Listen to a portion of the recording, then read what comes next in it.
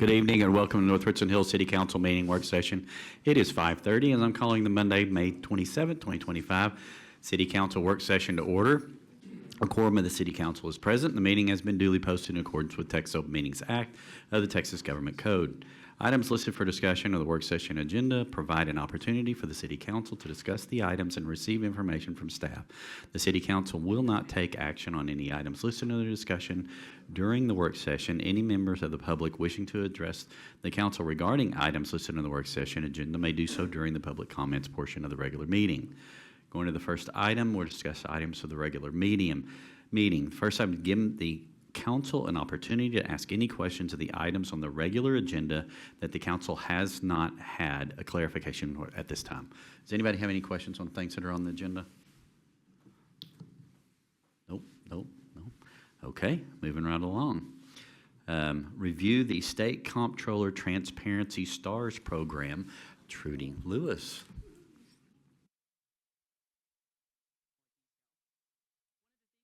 Make sure that is sort of understood in context as we talk about this is that although there are over 1,200 cities, towns, and villages in the state of Texas, only about 7.4% have received any of these awards, and there's only 18 out of that 1,200 who have received all four. I only say that to say that because this does exceed required reporting, this is over and beyond any sort of GASB, audit, budgetary, and other state requirements of local entities. So there are, as you can see, 91 folks who've gone after the traditional finances, but when we put it all together, it is something that is still fairly rare for organizations to do across the state. That said, what this does is really have two major categories for providing information to the open public. The first one is to create websites or sections of your websites that do disclosure for easy access of information. It has to be downloadable. You have to use terms that the layperson can understand. You don't have to be someone who is particularly financial minded or someone who's knowledgeable about a lot of state regulation in order to understand those terms. The other thing is that we also have to provide context for the information. So we have to create graphs, visuals, charts, trend data, so on and so forth, so that when people look at the information, they actually have some context through which they can interpret what the information is trying to tell them about the government's information. Each one does require a separate application. It is a separate consideration for the categories. The first step to that really is to peruse what the requirements are, then go about the process of preparing and posting. We would have to apply after we have officially provided the information that is requested. So it's not something that we do as part of just an application submission. We actually have to load the information on our website as we are going through the process of applying, and then also to receive the information from there. Our website would also be linked back to the state comptroller's website. So the comptroller maintains a website where they list the entities who have some sort of transparency star, and under each of the headers there includes a link to be able to view their websites. So once we go through this process, we'll be part of that bigger reporting that the comptroller maintains over time. So it's not a one-time thing that you do once and you set it and forget it. It's something that we do have to maintain over time as an organization. So the first one, traditional finances, this is akin to what the mayor mentioned a few months ago about posting check registers and that sort of data that a lot of local school districts do. We also would have to include total revenues that the city is receiving. We've got to delineate how much of that is coming from property tax, sales tax, and also per capita. So part of the comparative analysis between our city and other cities is to look at our population and how much does it cost to deliver services per person who lives in the city of North Richland Hills. We do the same for expenditures. So there's the revenue piece and then there's the expenditure piece. We also would post check registers for the last 3 years. And that's something we have to have posted that's no longer than 90 days past the date of the check being processed. We can do that on a monthly basis, but we could also do that on a quarterly basis. We also have to talk about the full-time equivalent employees that we have, and we have to do trend analysis. And then things that we already do that we have to make sure that we have easily accessible and in the same location as this kind of information is our budget for the last 5 years, our ACFR, which is our audit for the last 5 years, and also contact information for City Council as well as the main office. For contracts and procurement, this is combining all of the opportunities, the actual bids received, and awarded bids into one place. We tend to do those on a per bid issuance basis, and that pulls all of that information together in one place.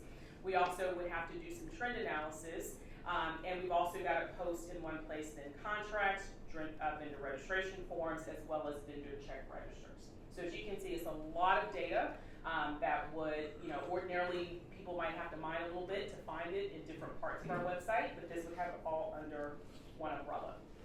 As you all will recall, we are members of the Texas Municipal Retirement System. We talked a little bit about that at our audit presentation, but under the public pension section, we would need to post things like our fund ratio. So this is disclosing to the public to what extent are the total liabilities or requirements of our pension payment play out versus how much have we actually funded for that total liability.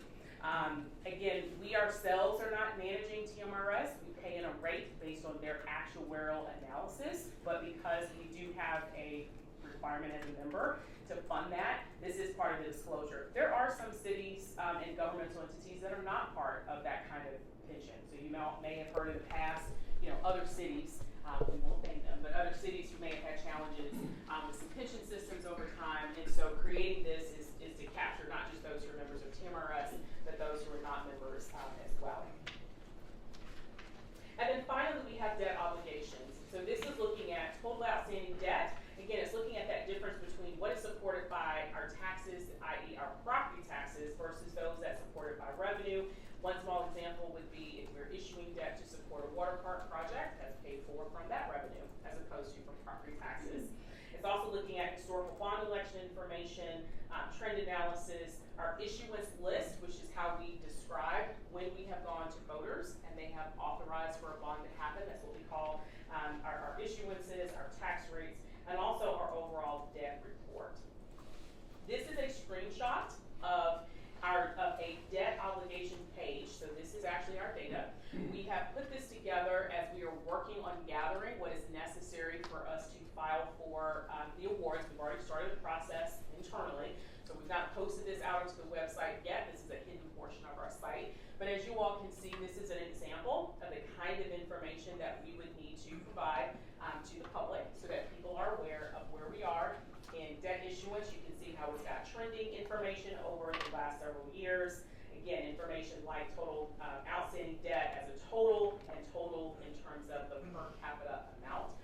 People will often use that as a way to compare one municipality to another, but of course there's all kinds of nuances to that. So it's not a narrative explanation. It's really charts, graphs, reports, that sort of thing. But this just gives you an example of the kind of information that we would have included on the site. We're going to pursue all four, and we're going to pursue all four this year. We're going to be pretty aggressive in some of our timelines here. Again, we started working on some things preliminarily, but I wanted to make sure that you all were aware of the order and the timeline that we are considering. For the first one, traditional finances, we anticipate that being done by the end of the summer. For debt obligation, we would do that soon after in the fall. As you can see, we've already started working on it. For contracts and procurement, we do that right after. And for pensions, we anticipate getting that done closer to February. Some of what's driving the timeline is that we know we have to wait for some dominoes to fall. For example, we need to get past a certain point within our audit and reports from TMRS to know that we have the actuarial reports done, so we can actually answer the question about funding ratios for the most recent year. Of course, we have for previous years, but we want to make sure that at the time of submitting this for award, that we've got all of the appropriate information on hand and finished in order to submit that to the state comptroller's office. That's fast, but I'm happy to take any questions that you may have. Any questions? One, how does this tie into challenges ranking districts having on values that are in question? So this is not asking us to compare why we have changes in our data or expenditures. This is only asking us to report what has actually happened.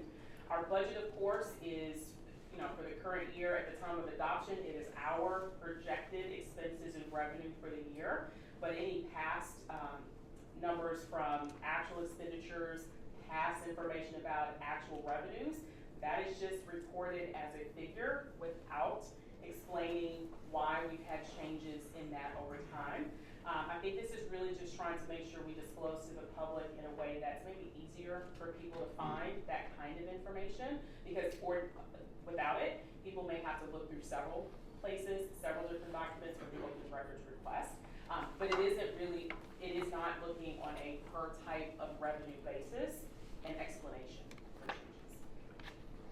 Anybody else? I just want to say that less than a year ago, we asked a lot of all of you staff, and this gives an answer to two of those things. We asked to be good stewards of our city's money, and we asked to be very transparent. And so not just to you, but the whole financial and budget department, this is fantastic, and it's less than a year since we made these major requests to you guys, and this answers two of them in a big way, and I want to say good job. So I'll just say this, how I love this, and let me count the ways. As I look at all that, I think these are aggressive. I do think it's pretty aggressive on some of these. So my question is really, it's easy to create reporting going forward because you capture data based on what's available, right? And when you add a bucket to count, it's easier doing starting today versus going backwards. Do you have all comparable stuff going backwards, or is it going to be different in format, maybe in the older years versus the new, until you catch up to some of the things? Because you probably weren't capturing all of the items, I can't imagine, once you started looking at them. So because we implemented the current software system that we have during the pandemic, we actually do have the information in the same format that is going to go back at least the number of years required for this. If we had to go back 15 years or 10 years, that would be a different story. But because of the timeline required, we're actually able to produce the information in the proper format to be compliant. Okay, that's great. Okay, thank you. This looks great. Anybody else? Everyone should talk about this. Yes, please. Thank you. Yes, please, a lot. Thank you. And one of my favorite things, quarterly financial report for period ending March 31st, 2025. Chase? Oh, and now one of Billy's favorite things. Good evening, everyone. Here for your second dose of transparency this evening. So here to talk about the second quarter financial report. To put this report into context, this report captures 5 months of actual financial performance and compares that to what we would have expected based on the budget during that time. The timing of tonight's conversation is really convenient because the next council meeting, June 9th, is when staff will be bringing forth a proposed budget revision.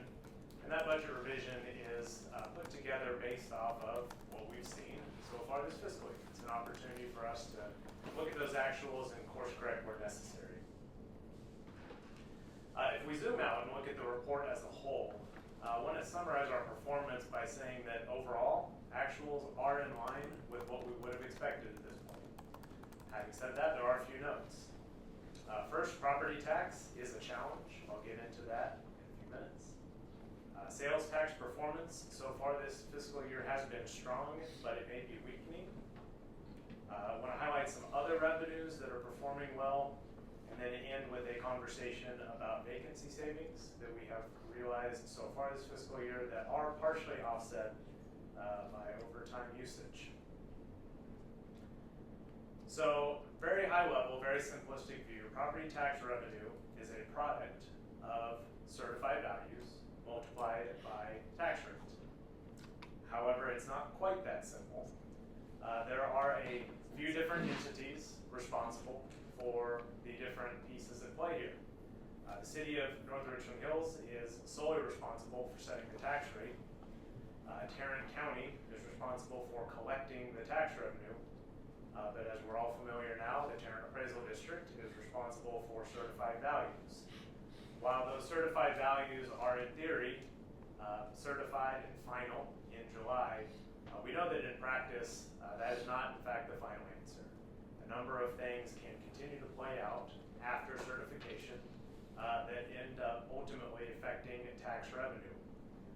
Which is why I've got a line at the bottom of this slide saying that if you follow this formula, it does not quite equal the budget.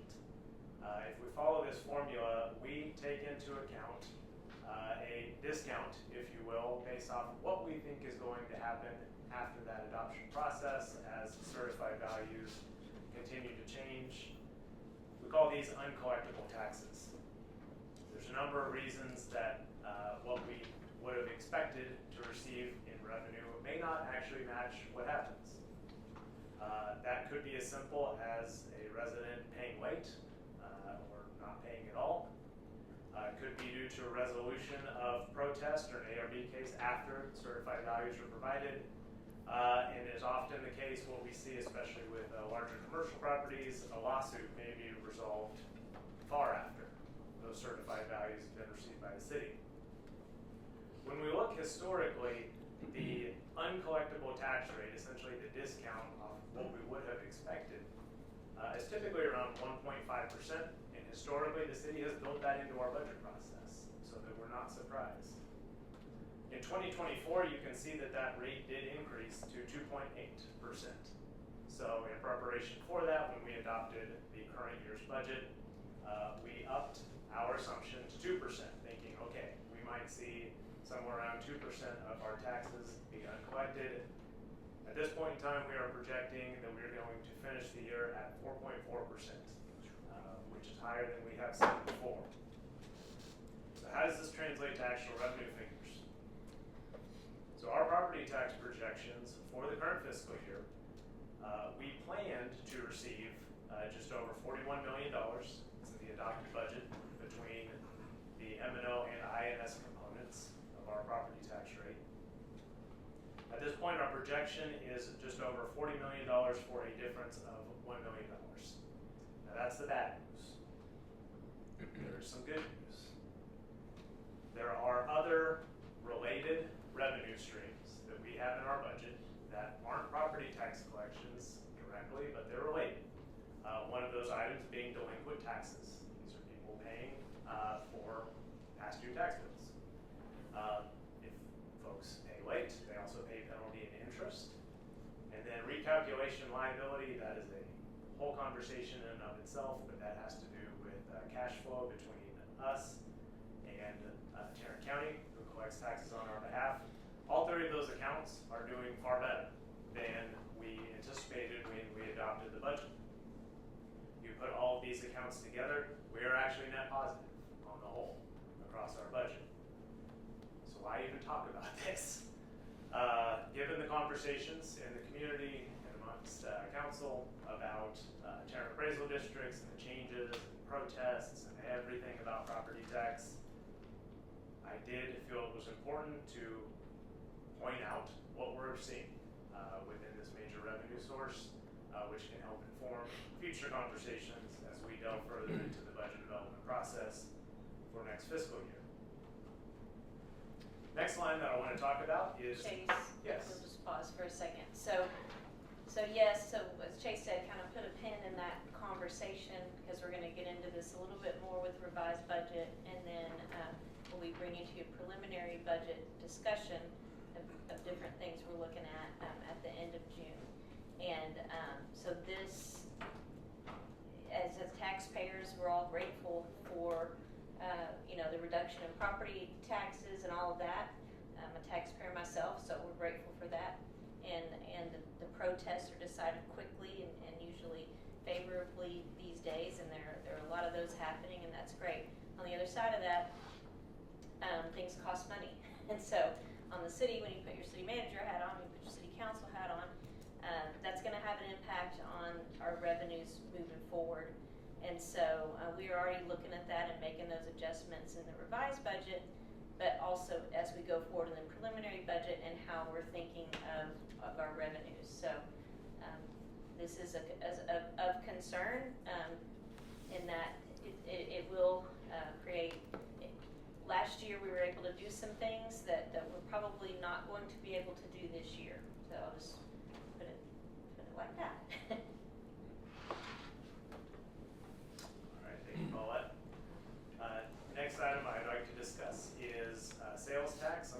the general fund as an example. The trends that we're seeing with general fund sales tax revenue, are the same trends that we're seeing with our other sales tax collections for parks and CCD. Essentially, over the first 6 months of the fiscal year, we had 2 months that were meaningfully better than what we anticipated in the budget process. You can see October and December, the actual line is quite a bit above what we would have expected for those 2 months. However, February was right on target, and March was actually below our expectations. So earlier I said that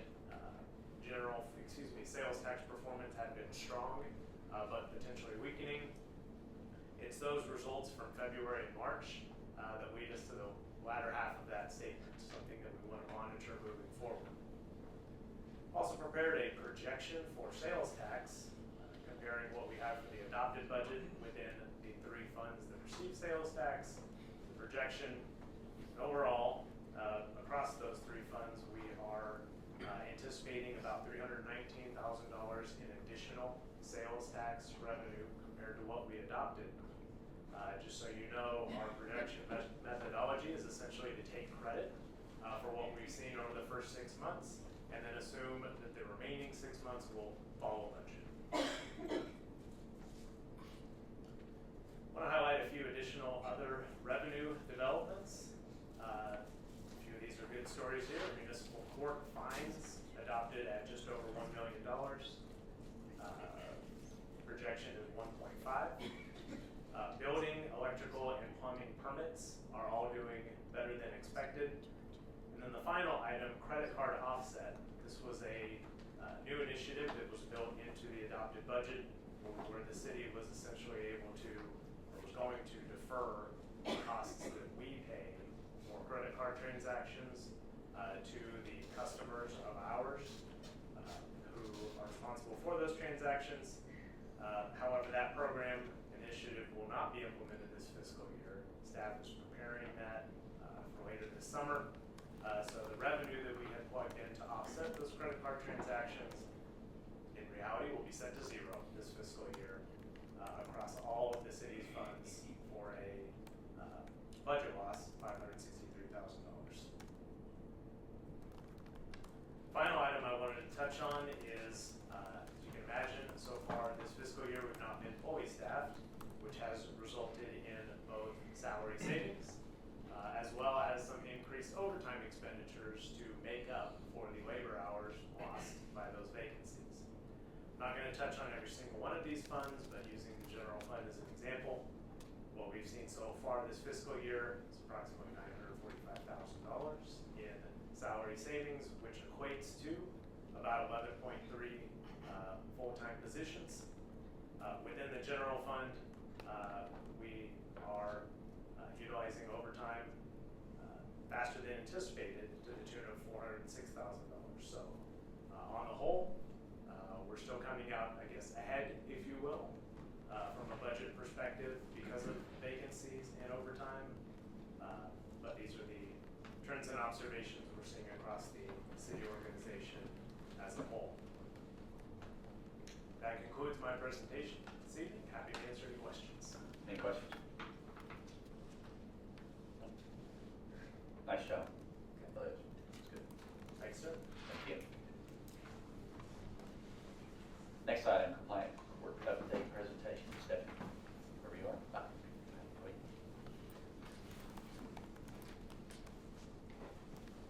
Good evening. I'm sorry, my voice is faltering on me, but I just want to let you know this is going to be a collaborative effort between myself, our prosecutor, our hearing officer, Nathan Eastland, and then our court administrator, Rebecca Benson. So to start with, Nathan's going to start off. Good evening, Council. Again, my name is Nathan Eastland. I work in the municipal court. I work as a prosecutor. I also work as the administrative hearing officer on the administrative side. My job here is to try to give you guys a little bit of a background on where we are and kind of how we got here. All right? Usually, the municipal court, from this perspective, is used for the enforcement of Class C misdemeanors, including ordinance violations. So we hear about getting code citations and things like that. That's what we're referring to. Traditionally, there were two different ways that you could handle code violations. One would be to issue a criminal citation, just like a speeding ticket or anything like that. The other would be to actually end up filing a suit to the district court. Both of those processes have their pluses and minuses. And in looking at those pluses and minuses here in North Windsor Hills, we decided to go a slightly different direction. So I'm going to try to kind of describe the pluses and minuses for you. If we went with regular criminal citations, what we found is that lots of folks tend to just pay their tickets and move on. It didn't really get us compliance with the code of ordinances. It didn't really get us so that we were all behaving as good neighbors. So that wasn't always rewarding. What we would find is that the same individuals would receive citation after citation after citation and never making any improvements to the property or to the problem that needed abatement. So the reason for that is that it's difficult in a criminal setting where fines are your only remedy to try to encourage people and give people an incentive to actually improve their property. So we weren't getting much done. Another problem that we have with criminal cases is that they carry a very high burden of proof. If we take things to a criminal case, it's just like every other criminal case. We have to prove each element of the offense beyond a reasonable doubt. So rather than just being something that we can show, here's the problem, here's the cause of the problem, we need to remedy that problem, we end up in a situation where we're having to carry a very high legal burden. Criminal cases tend to shut down communication between people like myself, like the prosecutors or code officers in many cases, rather than lead any type of collaboration between the two to try to come to a resolution. Again, we were talking about increased citations paid without compliance and a high rate of non-appearance.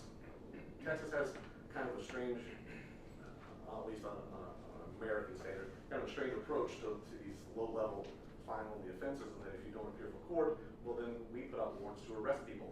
And so what we would have would be citizens with, relatively simple problems, high grassing needs, whatnot, missing court dates, things like that, and then ending up arrested. We're arresting our own citizens. I count that as a negative side effect of handling things criminally.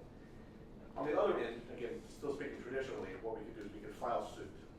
When I say file suit, I mean go downtown to the district courts and actually file a lawsuit against this property and the property owner and seek stronger remedies. And what I mean by stronger remedies is we can get things like injunctions. The court orders to tell people you have so much time to fix this problem, and we could attach very high level civil penalties to those types of cases. And the end result there tended to be protracted litigation. We had some problems with that. While we had much stronger remedies, it also took a lot more effort, let's say, especially when it came to dealing with district courts, right? I know we had one case over in Colorado that we had filed before my time here that took us about 2 years to get from the filing of the suit to what eventually became an agreed order. So even to get this citizen to agree to compliance, it took us about 24 months, and that was through working with the district court's calendar. What we decided to do here is a little bit unique. We decided here in North Hills that we were going to create a civil process. This process, I'm going to skip one here to show you. This process is actually authorized by 2 different statutes on state law, Chapter 29 of the Texas Government Code. That's the section of the Government Code that gives municipal courts its jurisdiction. And in 29 of the Government Code, it says, hey, cities, if you would like to, you can actually adopt the jurisdiction of the district court through Chapter 54 of the Local Government Code. What that does is it gives us the opportunity to behave like a district court. It gives us the opportunity to do things like issue injunctions, to give us the rights to enter property and take care of problems ourselves without having to go through the district courts themselves. Meaning we don't have that full calendar. We don't have all the same filing fees that are involved because we're handling all of that ourselves. Things like that. Okay, so we don't have to worry about somebody who's paying a ticket and going on, because even if they pay whatever fines are assessed against them, the city would still have the opportunity to seek injunctive relief from a judge that sits right here in our court.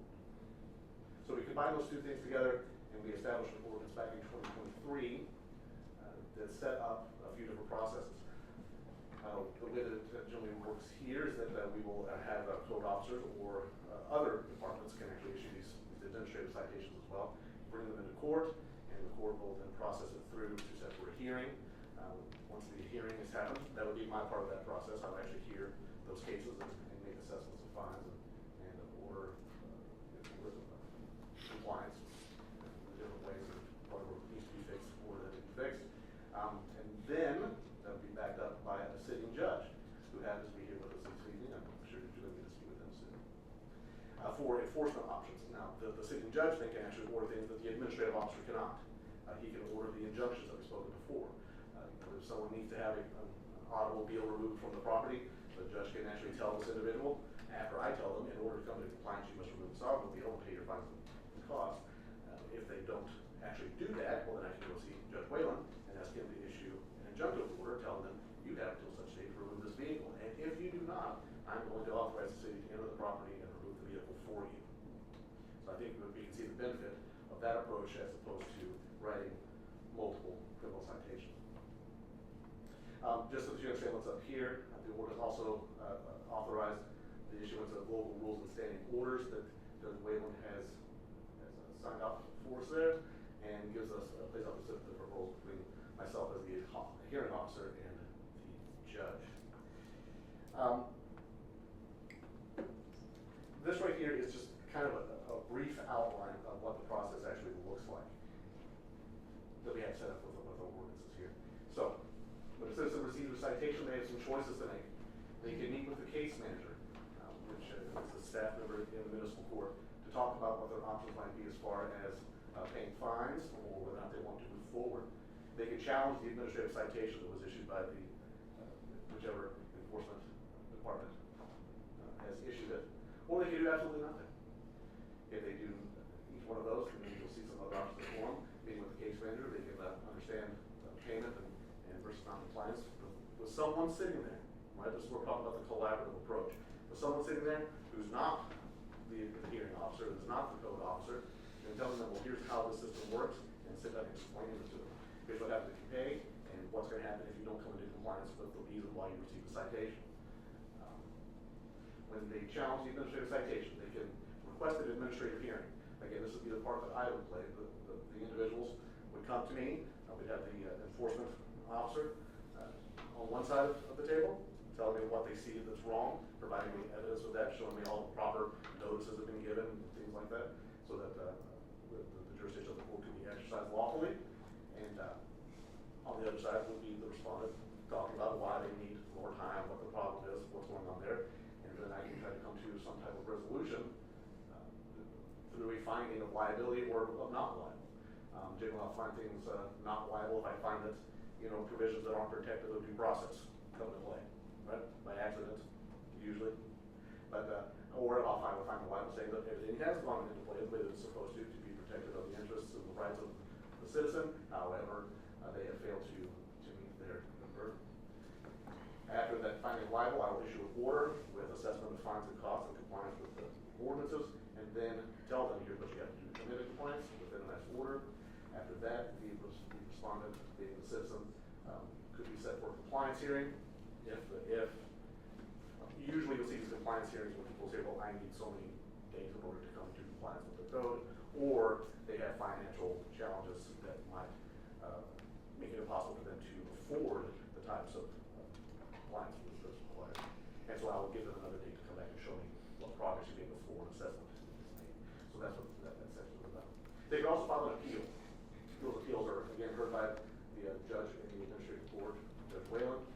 And there's some standards for those appeals, as far as posting bonds and things like that, letting us know what projection they have to the findings. And then as we appeal, the judge can tell me what to do next. Now, the last phrase is take no action at all. If they take no action at all, then we automatically set them for a hearing. We're going to tell them, you didn't appear, you didn't tell us that you wanted to pay these fines, or you didn't want to come into compliance, and so we're going to set you a hearing so that you have the opportunity, all the opportunity in the world, to tell us what's going on. We send them notices, and we'll hold the hearing. In those instances when people don't appear, the ordinance actually says that fail to appear is an admission. So they won't be having arguments between after that. If they just don't appear, they can't come back later and impunity, the ordinance actually tells us that they defaulted effectively, defaulted it, so I get to enter into the order based on that. And that's what is basically a default judgment. I think I'm going to do something, pass this off to Ms. Martinez, she's going to tell us more about it, but I will be here if you have questions too. Okay, so you heard kind of the background as to how we got to this point. What I'm here to do now is explain the enforcement angle of this and why we do it. So our mission is to provide a fair and equitable process for our community's well-being. And we try to use neighborhood services and municipal court to work collaboratively to assist our citizens. So that's what this process is really for. Sorry, so our goals and objectives. We elevate our interdepartmental communication, and that's one thing that I think Nathan mentioned. It's one thing we really stress. Neighborhood services is a collective group of code compliance, consumer health, and animal services. And those three divisions right now are the ones that are the core for writing all of these administrative citations. What we've seen is by communicating within that department and then with courts, we've seen a lot of beneficial outcomes to these violations that we've had. It also has provided us the opportunity to create better communication with our other departments as well, the other departments that have the same capabilities of using this process. We also have the communication with our citizens, both the complainants, the ones that are having to live with the violations, and then the ones that are actually contributing to the violations. We identify those concerns and make recommendations to both parties, both the citizens that are living next door and the ones living with it. Excuse me. So just kind of go through the overview of what our process looks like. So right now, the enforcement agent, they're the code officer, the consumer health inspector, or the animal services officer is responsible for identifying those violations. We issue a notice to the citizen, and that notice is very descriptive. It tells them exactly what is wrong with the property, and it gives them their specific timeline to comply within. If for some reason they don't comply within that time frame, that's when the citation is issued. Now say that citizen reaches out and says, I need more than 14 days, I need maybe 15, 16 days. We will work with them. But if it gets to the point that they're really not doing any work, we're not seeing any cooperation, we're going to issue that citation. That citation is posted at the property, and again, it explains what the violation was and how they were to remedy it. And then we give a copy of that citation plus all of the case files to the case manager. At that point, the case manager will contact that representative that's in violation and go over everything that needs to be done at the property. If for some reason they still don't comply or they want that hearing, they will meet with the administrative officer, which is Mr. Eastland, as he stated, and then go over everything again as far as what would be needed to bring that property into compliance and a specific deadline to get that done within. If they don't get it done, we go back before the judge and ask the judge to give another order that gives us, the city, the capability to go and remedy that violation. And then we go and take action to remedy the violation. So there's several different kinds of cases that have been filed so far in these 2 years that we've used this process. Our more prominent one, I guess, would be the nuisance violations, trash and debris, high grass and weeds. We can also do zoning violations, illegal signs, inoperable vehicles, health and safety. That's when we're talking about stagnant pools or maybe, some restaurants that maybe need to be a little bit more clean. And then our animal regulations. I will say that this was something that we weren't really looking at when we started this process, but we've seen some really good outcomes with the animal regulations. We actually were able to address a situation where animals were being cruelly treated. And because of the hearing and everything that we were able to do, bringing in the citizens to testify, we were able to get those animals rehomed into a house that they were not going to be abused any longer. So real quickly, the code enforcement process, I kind of explained that earlier. The enforcement agent does identify the property, so we don't just get the complaint and send a notice. We go and make an observation, we take photos, we document the conditions of the property. We issue the notice. We also speak with that responsible party if they will speak with us. We always knock on the door, trying to communicate with people to explain everything before we issue that citation. If the property remains in violation after the timeline, we issue the citation, and again, it's posted at the property, and then all of that is sent to the case manager to proceed through that case, through the court process. Now, again, if we go out there and at the end of the deadline, the time frame is the property is complied with, that stops all process. Everything is done, we close out the case. So some of the statistics that we've come up with, so far in this 2 years that we've had this program, 158 citations have been issued, and of those 96 have been evaded. So we feel that is very good progress. We do have 43 cases pending, and those could be as far as the citations being issued just last week, so they haven't even come up to the hearing, or those that have come to court and they're within their time frame to get abated. So that's what's going towards those pending cases. We've had 28 total search warrants or seizure warrants obtained through this process. 79 accord meetings, or that's that meeting where the respondent meets with the case manager prior to the hearing. So we've had 79 of those. About 50% of those that are issued citations have come to meet with the case manager. A total of 36 dockets have been held, and 111 enforcement orders have been issued. At this time, we have 5 abstracts of judgment that have been issued along with all these cases, 6 enforcement orders, 4 final enforcement orders, and then 1 Chapter 54 lawsuit, meaning that we've gone through all of our steps, and out of all that, we're now in lawsuit to try to get a judge to give us the final order to go and do what we need to with the property to bring it into compliance. Now I'm going to turn it over to Rebecca Benson.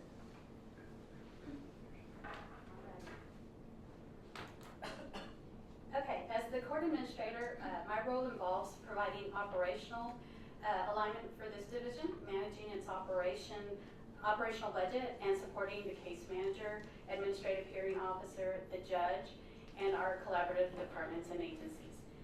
As it was described earlier, a little earlier, when creating this process, we understood it was going to take a collaborative effort when it came down especially to communication.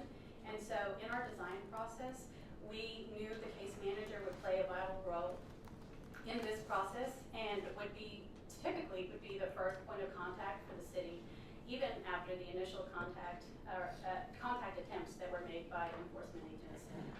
This role provides critical additional opportunities for conducting an accord meeting, so that way we have one final opportunity to meet one-on-one and explain the actual case in detail, so that way that the respondent knows exactly what's being presented in that case. The case manager also at that meeting provides informational resources that can be, if that respondent is eligible, they might be able to seek resources to be able to assist them in their compliance. And then also, we feel as the non-enforcement member of the process, the case manager has a unique position that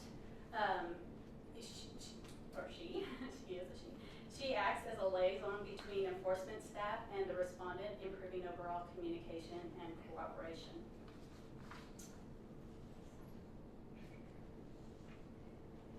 So what we've done over the last few years is we've done a lot of reflecting and involving.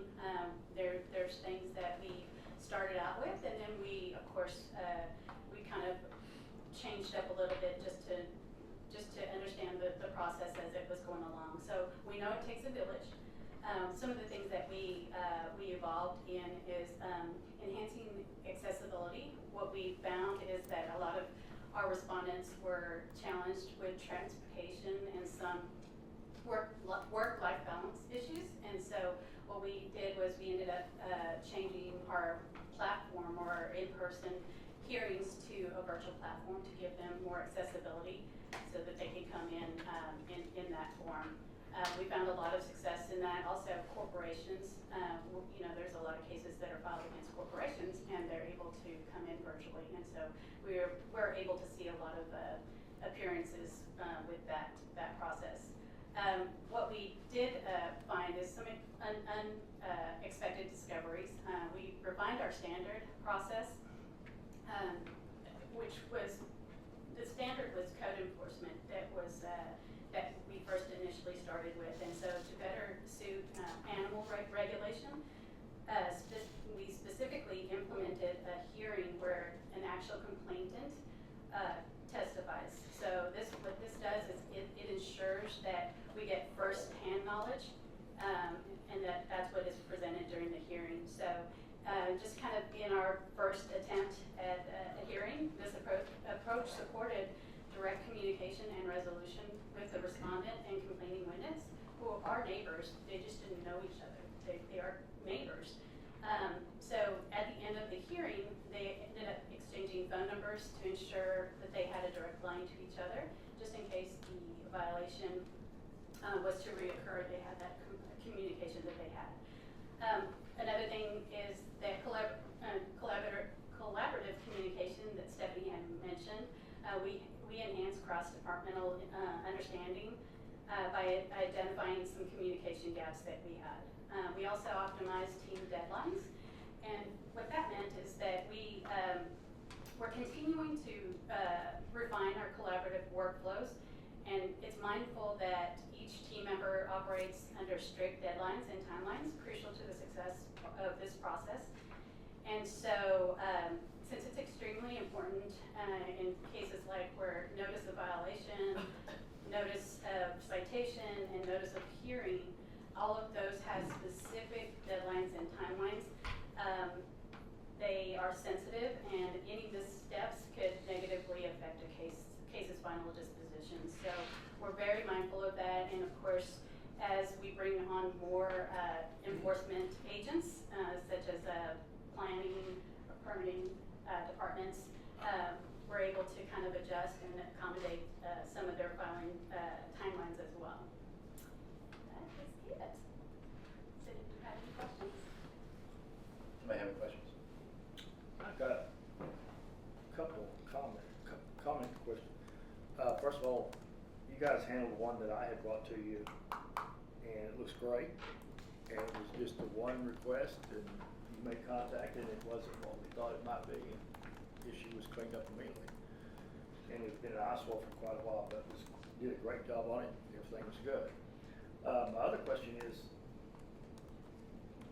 in the case where we're dealing with an estate, with a person's passed away, we're waiting on a court, we're waiting on an attorney, and the family sitting there can't decide who's going to take over the estate, so they're waiting on the court to say it. They're 6 months down the road, but yet the city's out there having to mow the yard. How do we deal with someone like that? And are those charges for us out there maintaining that front of the property? Unfortunately, sometimes it does happen where these situations occur where they're in probate, the courts are reviewing it and will make the decision as far as who the owner is. Because we do not know who that owner is, the city will continue to maintain it as we need to ensure that the nuisance is, it's gone. We're mowing the yard, we'll remove any trash, we'll drain any pools, anything like that, and then we put a lien on the property, so that will be collected at a later date. Our main thing isn't collecting money. We're not in this for the money, we're in this for the compliance. So we will continue to do those things to make sure that the neighbors don't have to continue to live next door to it if nobody's maintaining it. So the attorney, whoever's involved, isn't getting notified that there's an issue. On some probates, if we do know who the attorney is, yes, we do communicate with them as well. Okay. Yes, I'm sorry, I misunderstood your No, that's question. right. Thank you. Anybody else? Thank you. Nice work. Next item is discussion regarding the draft rental registration suspension ordinance relating to single-family rentals and short-term rentals. The thing I've gotten a million emails off of recently. So, Corey, take it away. Did not realize this would be such a popular item until about Friday afternoon. This is not a new topic. I think these these are things that you have talked about before, maybe before I was here even.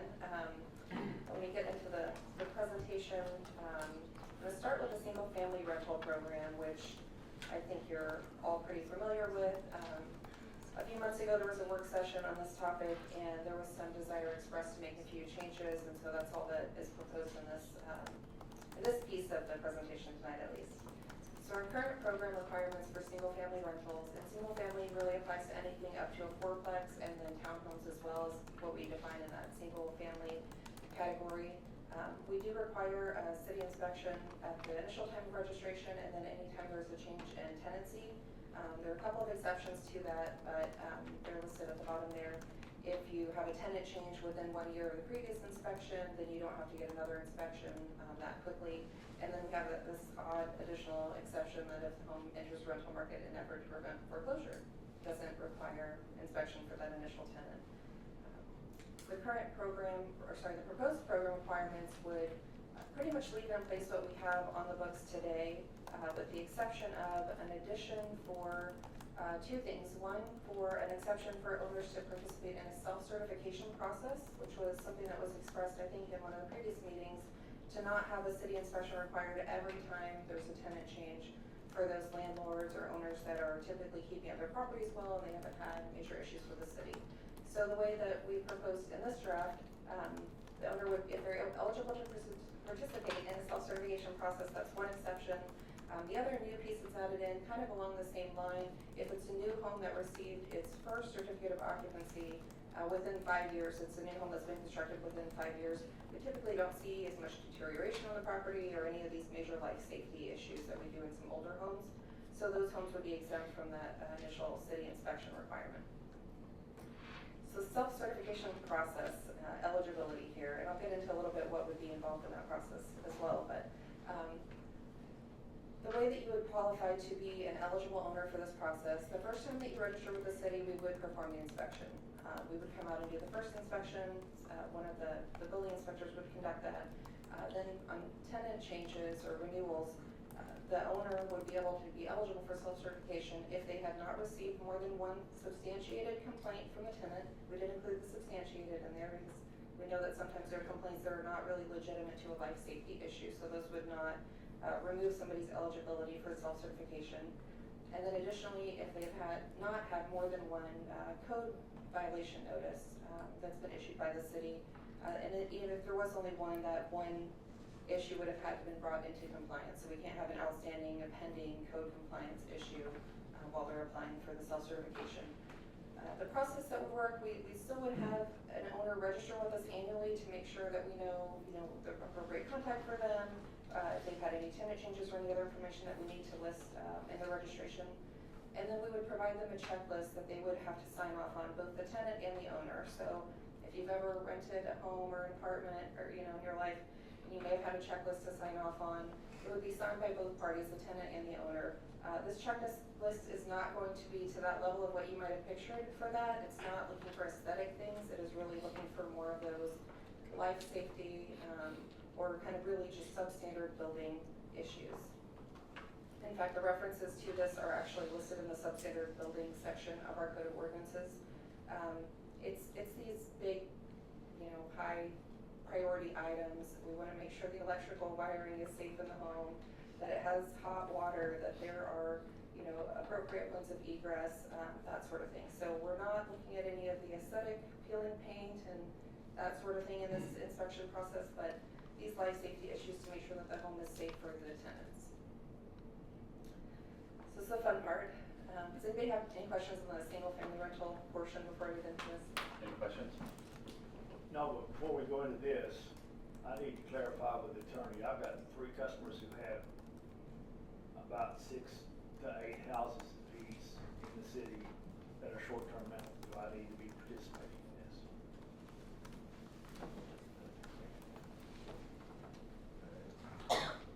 When you say customers, what, can you help me understand? Well, I carry their insurance on the properties. Okay. This conversation would be to, we're just discussing the issues. There won't be any action that could be taken, so that probably takes away any serious issue of a conflict here in this conversation. But certainly something to think keep in mind when we get to take an action. Anybody else? So on the other, for a lot of the council members that didn't sit through a lot of the other conversation that we had about just the previous, which was the rental. We had a lot of owners of rental properties come in and tell us, and show proof that we're some of the good ones that want to make sure that they have a premium, they want premium rent for their premium property.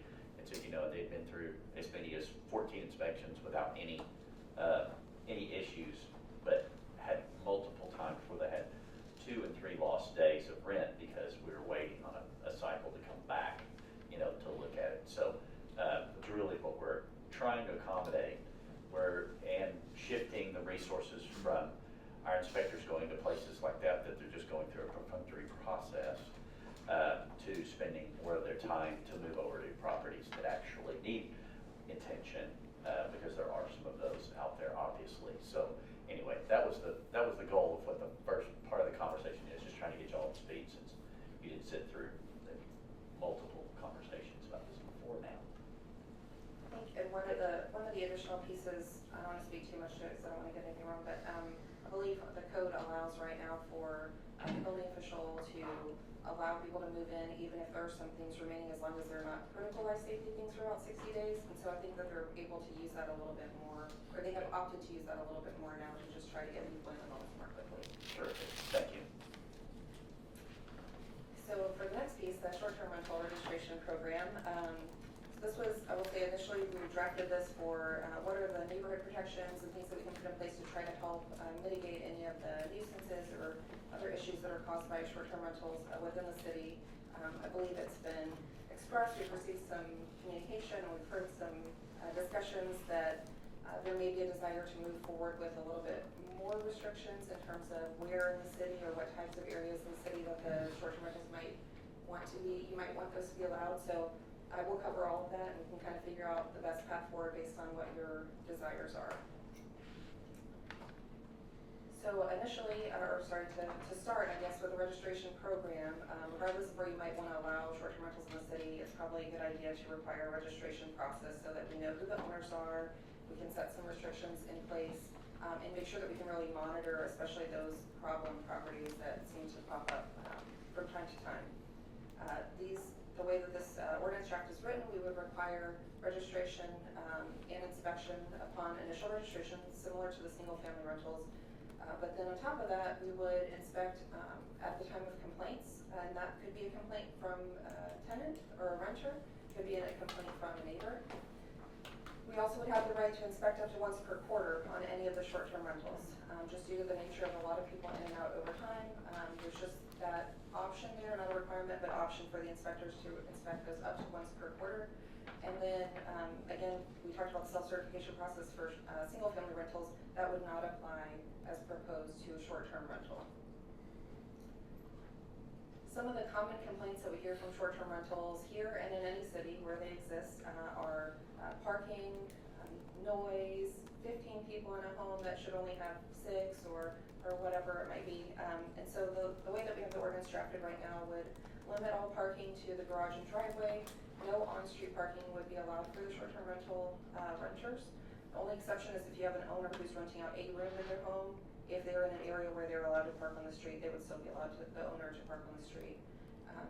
They would be required to have a point of contact within 60 minutes, and this is because we see kind of consistently investment groups and others who are not even residing within the state, much less the area, that own these properties, and we have some challenges in reaching them to deal with issues. And so this registration would require that they have somebody who can respond within 60 minutes. We require that the owners maintain logs of all of their bookings and provide that information to the city upon request.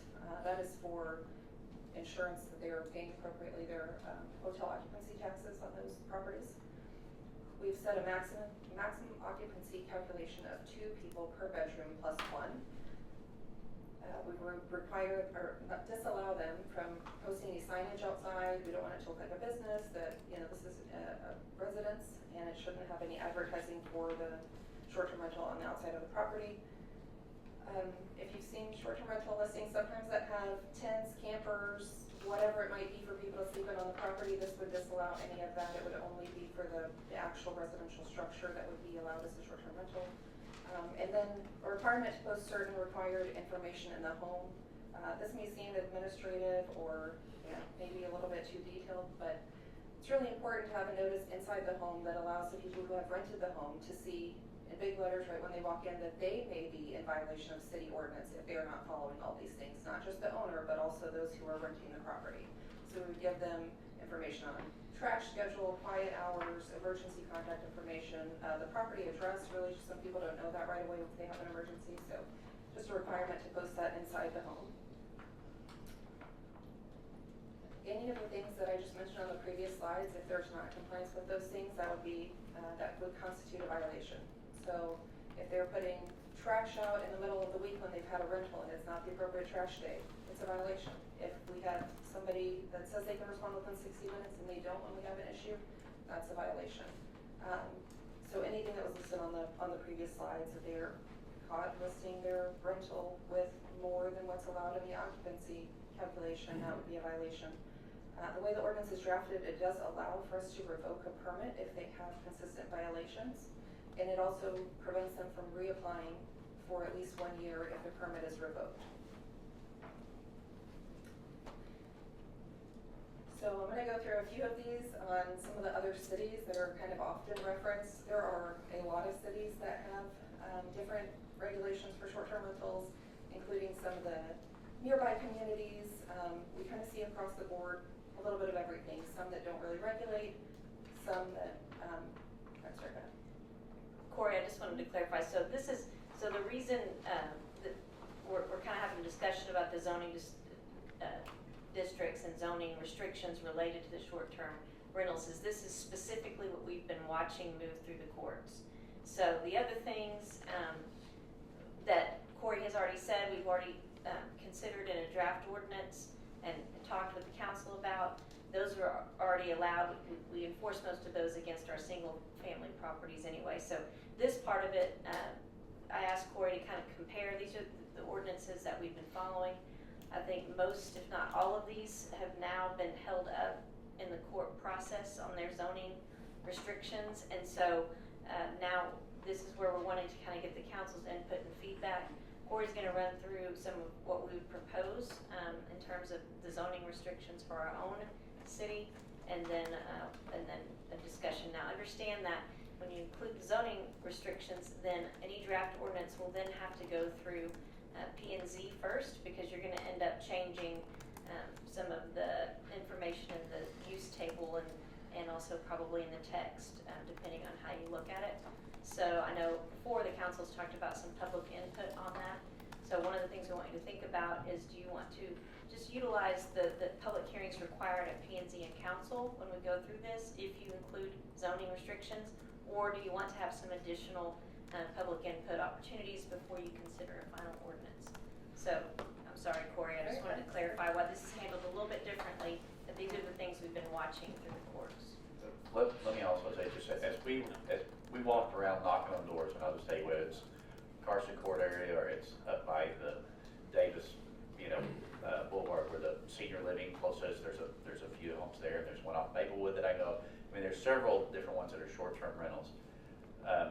There was 4 things, and you kind of addressed them, and I know Grapevine's certainly addressed it in their latest, because it got a little tough. I thought it got a little too tough, not in a really bad way, just on an ownership perspective. This is not before all the people want to scream property rights. This is the property rights of the neighbors. None of the ones that I looked at, so Russ, were actually owned by anyone in the state of Texas. They were owned elsewhere. Israel, California, Massachusetts, none of them were owned by anybody in Texas. But it was light, noise, trash, and parking. Those were the complaints every single time. And one gentleman walked me around his neighborhood to show me which ones were in his neighborhood, and there were 8 cars at one of them, and 3 were in the yard. So they weren't on the street; they were in the front yard. But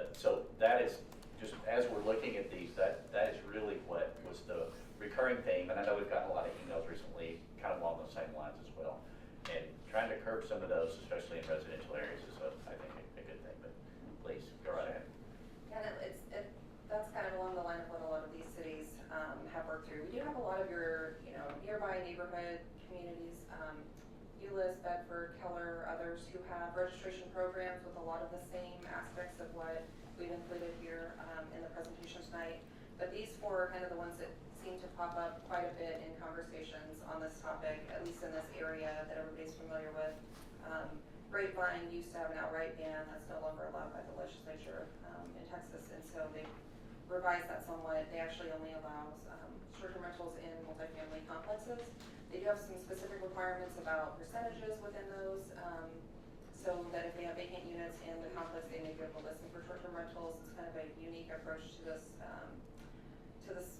situation, I guess. Arlington is one of the most referenced, I think, within the state of Texas at least. They were one of the first that kind of set that ability through the courts process to restrict short-term rentals to specific areas. They have a little bit more of a unique situation there with the entertainment zone, and so they have a 1 mile from their entertainment zone buffer that they felt was the most appropriate. I will say that Arlington had a very, very lengthy process of reviewing the data and everything related to short-term rentals within the city in order to kind of help support their zoning district or their zoning regulation there.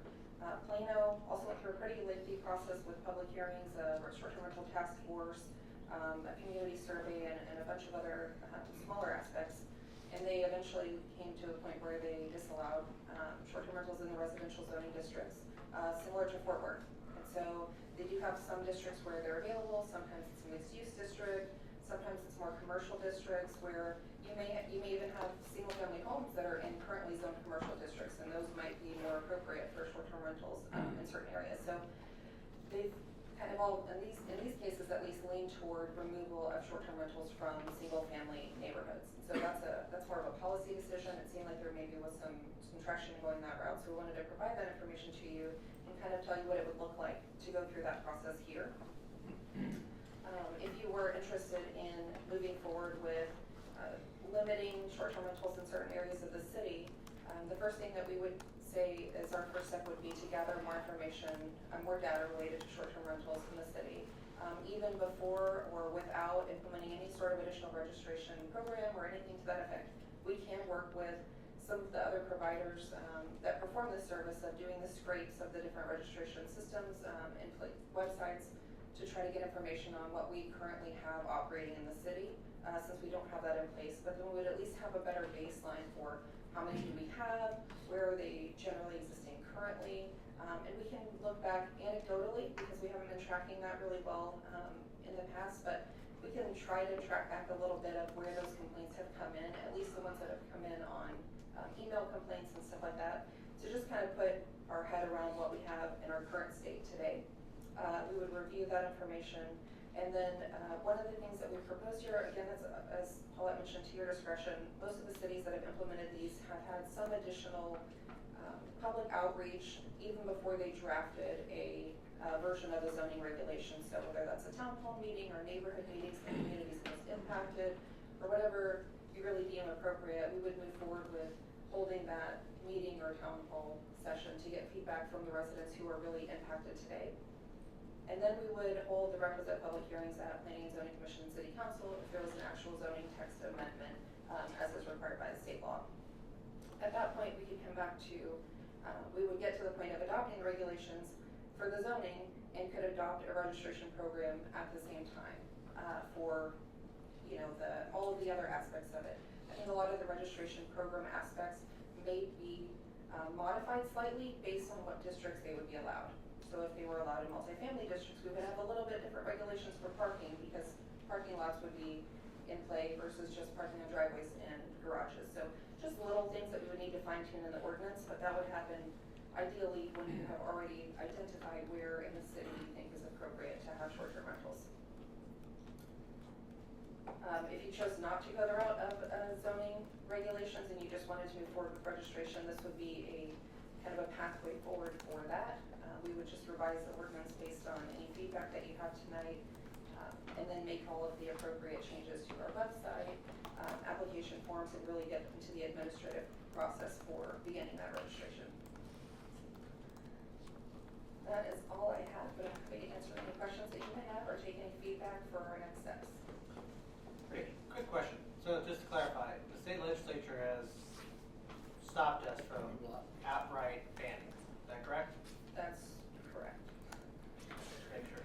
So we're just make sure we're clear. Well, you may be able to speak to it more clearly.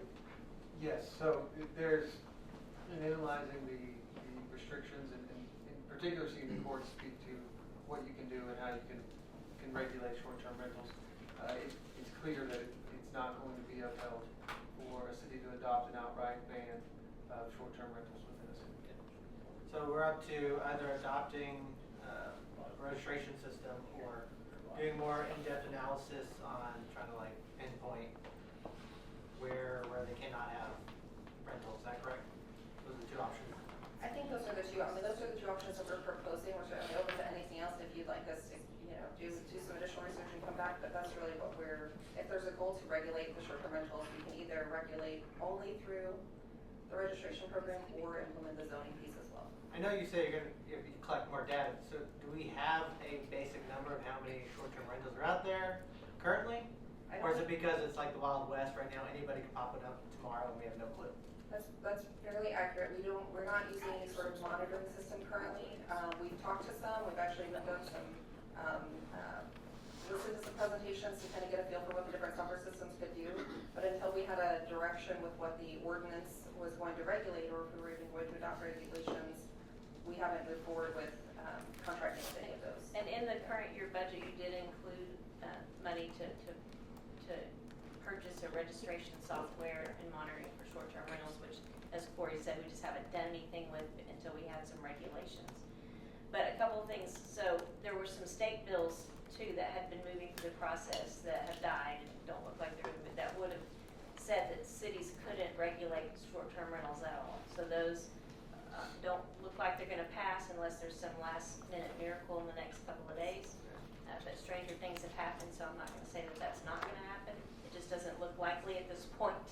And then the other thing is, when we think about the zoning restrictions that we would recommend, that's the kind of data that we would look at. We would probably pattern it similar to what Fort Worth has, in that they allow it, yes, in multifamily, but they also allow it in what sort of districts they have that are similar to our TOD districts, mixed-use districts. And that's where we know currently in our TODs there are some short-term rentals that are used a lot by airline employees. Yeah. And so those kinds of things, and those districts may be more appropriate to have a short-term rental versus your standard single-family residential zoning, like your R2 or R1 or whatever. So that's the kind of thing we would want to take a look at before we brought a draft back to you. But what we're saying is we can either put together a complete draft for you to start looking at that would include all those requirements plus the zoning restrictions that we would suggest, and you can start a discussion from there, as well as maybe some public meetings from there. And or we could bring you that draft ordinance that you could discuss and say, okay, we want to start this through the process. One of the concerns, which would mean go to P&Z, go to council together with those. One of the concerns is, again, some of these just came through successfully the court process. And like Corey mentioned, Arlington did an extensive, in Fort Worth and Plano, they all went through extensive public input and data gathering. I think Plano for a year went through some different public input processes, which is how they successfully made it through the court trials. So that's how they were upheld by the courts, I should say, is they were able to back it up by that data from residents. I don't know that we would need to go through that since they've been successful. We could go through that pattern, but some degree of public input would probably be helpful in upholding an ordinance if it were to be challenged by some of the short-term rental companies. Thank you. Anybody else? Yes. Yeah, Matt. Turn my microphone, there we go. I think, in my opinion, and I think it's shared by people here, I think we need to be as aggressive as possible that we think we can get away with, for lack of a better term, to push them as far from normal residential areas as we can. I mean, as far as public input, I've got a heck of a lot of emails. I know most of the council does. Not a single one of them is like, I really wish you guys could get an Airbnb next door to me. It'd be so freaking cool. I haven't ever heard that in my life. But I've heard an awful lot the other direction, and I share a lot of their reasonings, and not just for, you know, trash and light and noise and, you know, parking and all that stuff, but to be frank, without being graphic, there's a lot of people who should not and are legally not allowed to buy a home and live near a school, but nothing stops those people from renting an Airbnb that's closer than they should be to a school. And I think that's one reason, and reason enough for me, besides the fact that I just don't like them in the neighborhoods, to really look at pushing these as far away from normal neighborhoods as we can. So I hope you guys share my sentiment on that. And Lee. Dan. Well, I am for property rights, but not when it infringes upon the rights of other people. I think we all have heard from multiple sources a lot of the negativity as it involves short-term rentals. I would suggest that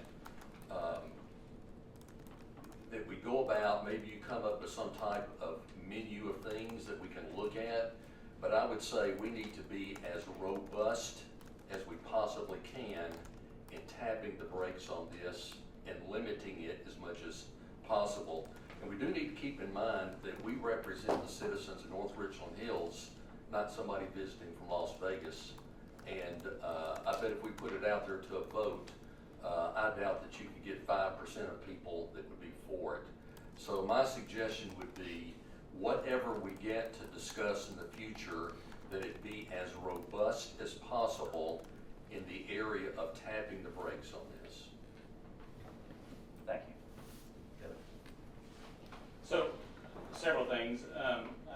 I see the incentive for this, because if you pull up Airbnb and you search it, you'll see, I did it week July 18th, July 25th, and it's $1,500 to $3,000. I mean, there's money to be made. I know we don't know the total number, other than you could probably get some anecdotal evidence by doing Airbnb searches and so forth. I'm assuming we can't require registration without some sort of ordinance, right? So we won't get it that way. You mentioned that some of these are corporately owned. A lot of people have done the background search. A lot of them are corporately owned versus individually owned. My concern about the program as presented is it sounds like it might require a lot more enforcement, a strain on the city resources, trying to keep up with all that. So I think the thoughts of going down this path of finding a way. I know a lot of these are coming from Coventry Place. That seems to be do we know other areas of the city where we're getting complaints from? I mean, that's just one that everybody in that neighborhood has reached out. Yeah, they're really kind of varied all over, and that's how we try to keep it an idea of how many are in the city. Is right now we do a search. It would actually be helpful for us to have that registration software, because it's also a monitoring system in terms of enforcement and just knowing where they are. But they don't have to register unless there's an ordinance requirement, right? Right, exactly. So that has to start first. So that was one of the reasons why the presentation is put together this way, is the thought of starting with something simple like that and expanding it. The problem might be if you don't include the zoning restrictions from the beginning, then when you get to doing that, then you're kind of coming back after the fact and canceling those registrations. So.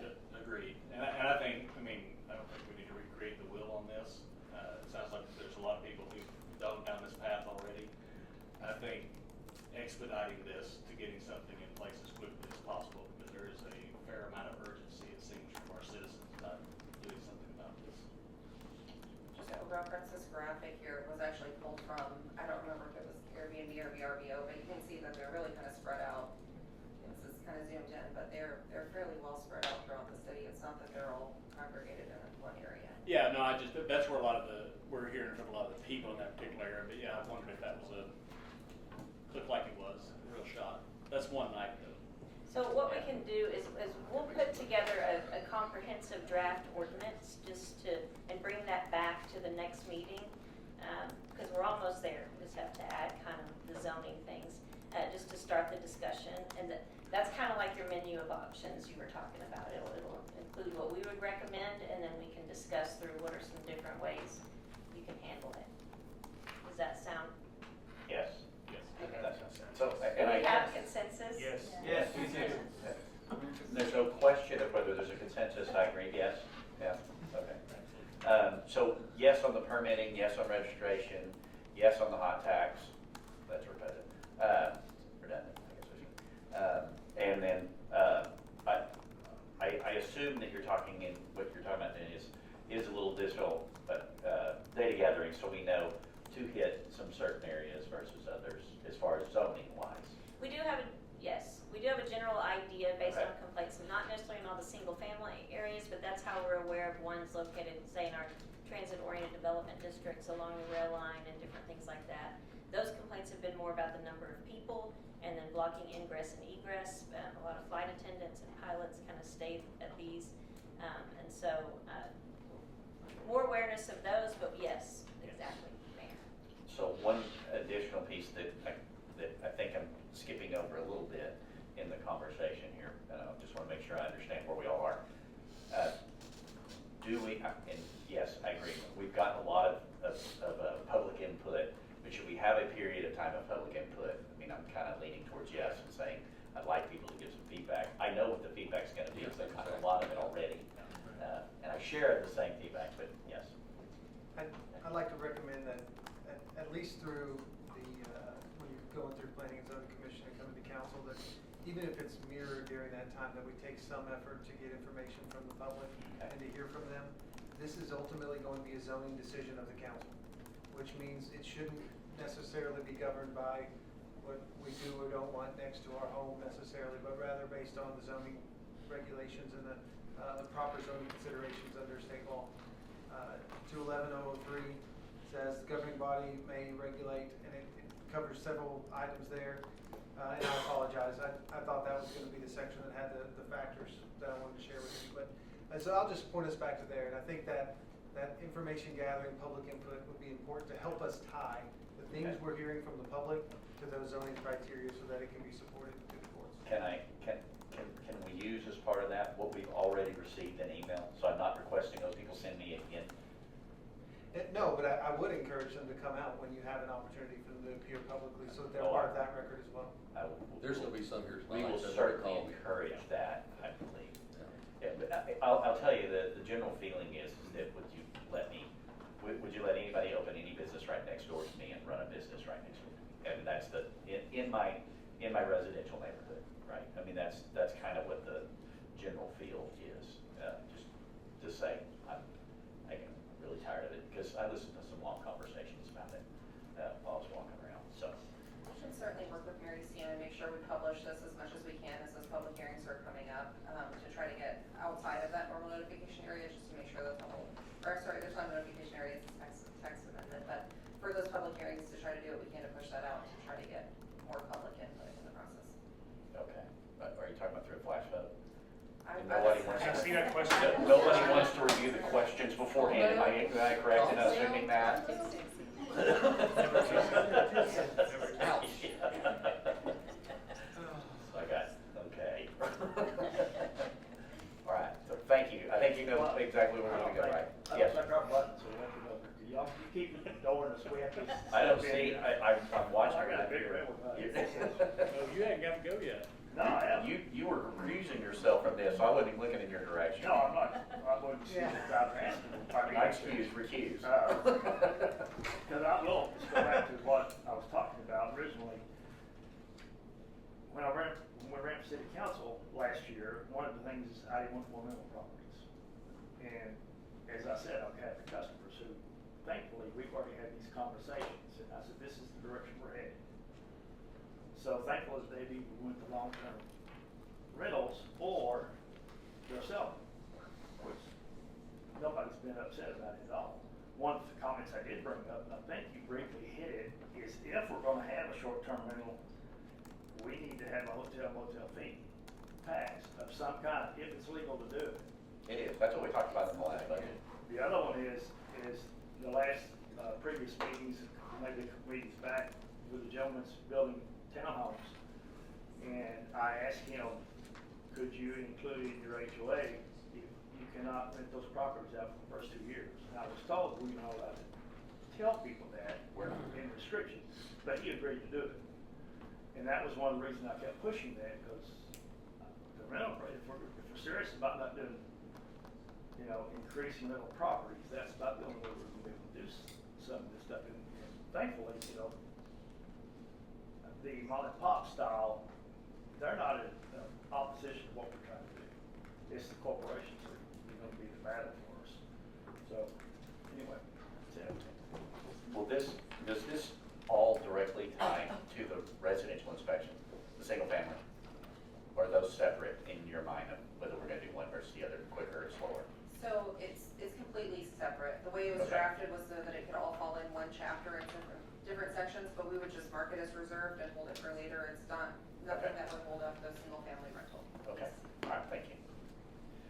Anybody else? I do have. Oh, yes, Just go right to ahead. clarify too, for anybody who already has one of these, that they would have to be brought up to whatever we decide. Yeah. Also make that clear, Yes, no grandfathering them. good question, yes, they would. Next item, the future agenda items. Thank you, Corey. Nice job.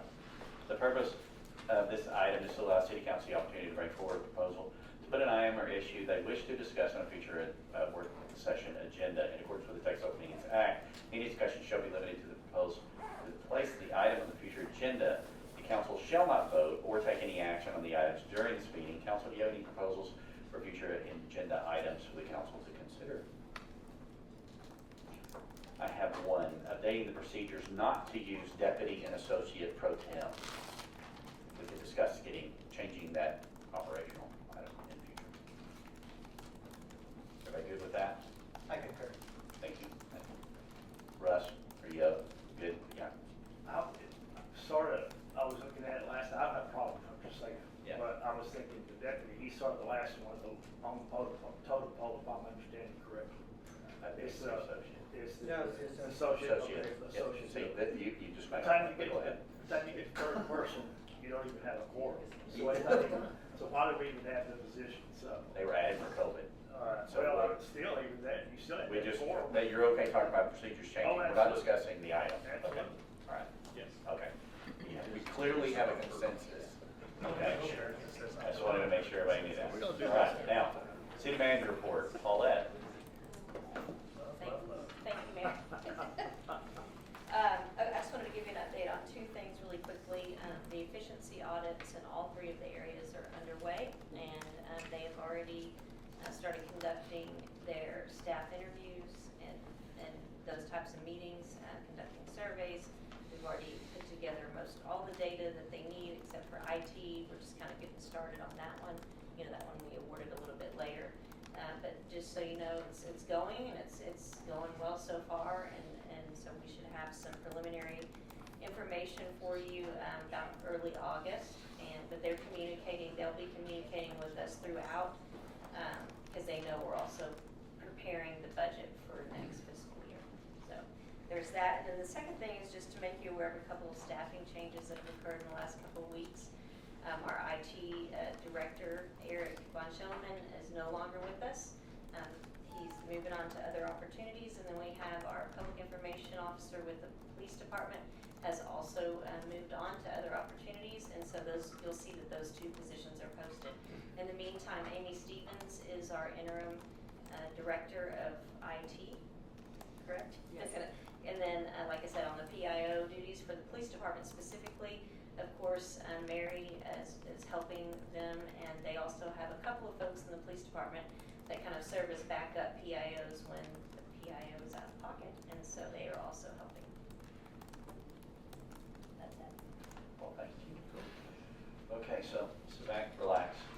At this time, the city council will convene in the executive session at 7 o'clock on May 27, 2025 to consider the matters as authorized by the Texas Government Code. First, section 551074, deliberated the appointment and employment evaluation, reassignment of duties, discipline and or dismissal of a public officer, employee, judge, or municipal court of record, division 2 of the city manager. 2, section 551071, consultation with the city's attorney to seek advice about pending or contemplated litigation or on a matter in which the duty of the attorney of the governmental body under the Texas disciplinary rules of the professional conduct of the State Bar of Texas clearly conflicts with the Open Meetings Act, threatened litigation by Blake Vaughn. Number 3, section 551072, deliberating the purchase and exchange, lease, or value of real property at 1 5301 Davis Boulevard, and 2 6504, 6508, 6512, 6516 Smithfield Road, and 6517 Center Street. Number 4, section 551087, deliberation regarding the economic development negotiations at 5301 Davis Boulevard, 6504, 6508, 6512, 6516 of Smithfield Road, and 6517 Center Street. And 3, 6001 Parker Boulevard, and 9005 North Tarrant Parkway. We are now moving into executive session.